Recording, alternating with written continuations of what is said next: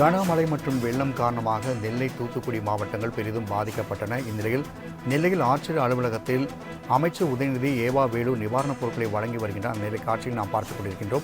மேலும் கூடுதல் விவரம் செய்தியாளர் நந்தினி வழங்க கேட்கலாம். நந்தினி, இது குறித்தான கூடுதல் விவரங்கள்.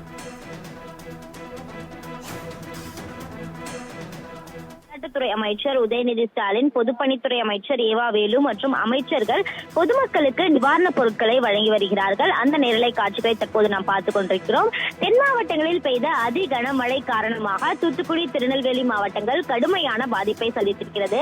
குறிப்பாக திருநெல்வேலி மாவட்டத்தை பொறுத்தவரையில் கடந்த ஒரு வார காலமாக மீட்பு நடவடிக்கைகள் துரிதப்படுத்தப்பட்டிருப்பதோடு நிவாரணப் பணிகளும் தொடர்ச்சியாக நடைபெற்று வருகிறது.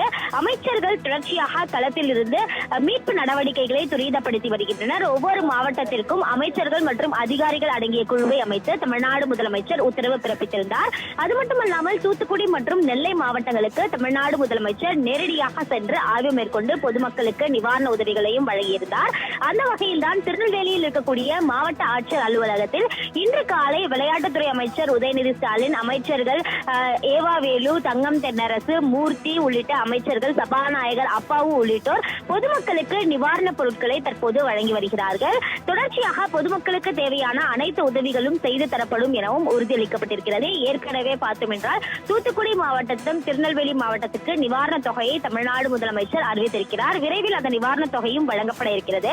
அதற்கு முன்னதாக பொதுமக்களுக்கு தேவையான அத்தியாவசிய பொருட்களாக மளிகை பொருட்கள், அதே போன்று உணவுப் பொருட்களை அமைச்சர்கள் தற்போது வழங்கி வருவது குறிப்பிடத்தக்கது.